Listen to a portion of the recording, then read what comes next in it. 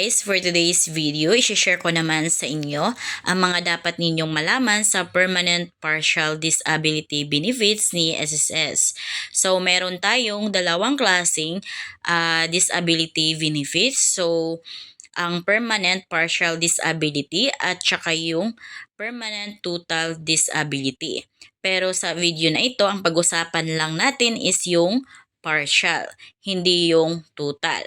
Ngayon, bago yan, kung kayo ay bago sa aking vlog, please consider to subscribe para updated kayo lagi sa mga videos ko.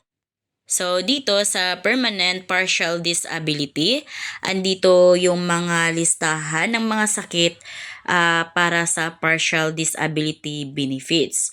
So, hindi naman ito limited lang dito sa mga nakalista dito guys, but isa ito sa mga pinaka-common o isa sa mga sakit na kasali yung mga partial disability benefits.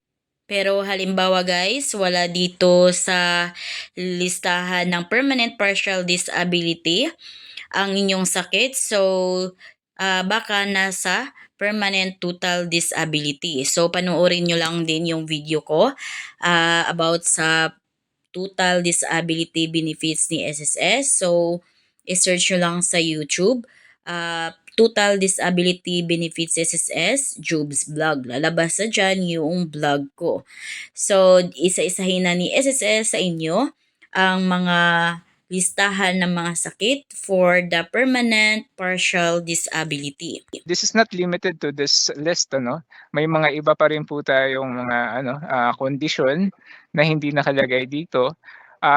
But it will be evaluated by our professionals or our medical doctors. So, kung na-amputate po or nawalan kayo ng isang kamay or isang buong braso, kung natanggalan or na-aksidente kayo, aksidenteng natanggal yung paa or yung buong hita, ano?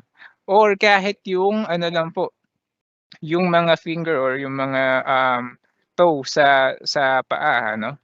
And also yung loss of sight natin, whether it's one eye lang, under po siya ng permanent partial. And also yung loss of hearing of 1 or 2 ears. And also hindi po natin ipinagwawalang bahala yung tatanggal or removal ng removal ng female generative organs. So katulad po ng pagtatanggal ng uterus or yung ovary and one uterus or kahit both po, ano? And kung both po na uterus and both ovaries po, no, or kahit isa lang na ovary or kahit 2 ovaries po, ano. But of course, this is under the Social Security Commission sa Resolution 1433 dated 1964. Kailangan po, ano, kung ito po yung mga kondisyon ng ating female member, meron po siyang age requirement. Kailangan po below 45 years old yung magki-claim ng disability benefit kung ito po yung mga tatanggalin sa kanya, yung mga yung uterus po or yung mga ovaries. Bakit 45 years old, ano? Nagtatanong tayo.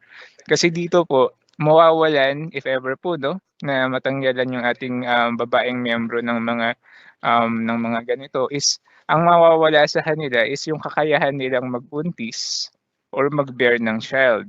So that is one of the conditions that would be considered as a partial permanent disability under the Social Security Commission Resolution 1433. Okay? And other illness or conditions that may be chronic and non-responsive to treatment.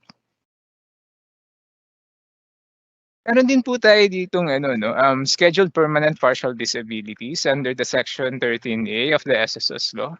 So, fixed na po ito, no, na if ever ganito po yung matanggal or accidentally, ito po yung mga reason or ito po yung naging result ng aksidenteng nangyari sa miyembro, ito po yung mga corresponding number of months na maigagrant sa kanya under the permanent partial disability. So, kung isang hinlalaki po, 10 buwan, and then one index finger, it would be 8 months. One middle finger, it would be 6. One ring finger, it would be 5. One little finger, it would be 3. Kung yung 1 big toe naman po ano, it's 6 months, and kung isang buong kamay naman po, puwede pong ano 'yan, puwede pong 39 months. For example ano, isa akong ano, nasa factory ako 'no, factory worker ako, and then accidentally natanggalan ako ng isang finger. Yung middle finger ko po 'no, natanggal. So that would be 6 months 'no, and then nakapag-recover na ako and everything, fit to work na po ulit ako. Since 6 months po yung binigay sa akin na ano 'no, na disability benefit, permanent partial. Sad to say after 2 years, nangyari na naman yung aksidente, nakain na naman ng makina yung aking kamay. Sa pagkakataon na 'to, isang buong braso na po 'no, yung natanggal sa akin, sad to say. So, that would be also, since nakakuha na ako ng ano, ng isa for my ring finger, yung 5 months, eligible pa rin po ako makakuha ng 50 months disability benefit since buong braso na po yung natanggal sa akin. So, gano'n din po sa ibang parte ng katawan ano, since nakalagay naman po dito yung mga number of months natin. If naunang matanggal yung mas maliit, then eventually natanggal yung buo. Katulad nga po nung sa daliri tsaka yung sa kamay, possible po na dalawa yung makuha natin ano. So ayun po. So, para mag-qualified sa partial disability benefits ni SSS, kailangan lamang nakapagbayad kayo ng at least 36 monthly contributions bago ang semester ng inyong pagkabalda or pagka-disable. So, kailangan may 36 months na hulog na kayo sa inyong contribution. So kailangan din, nakapagbayad na siya ng at least 36 monthly contribution prior to the semester or yung semestre ng kanyang pagkakabalda. Okay?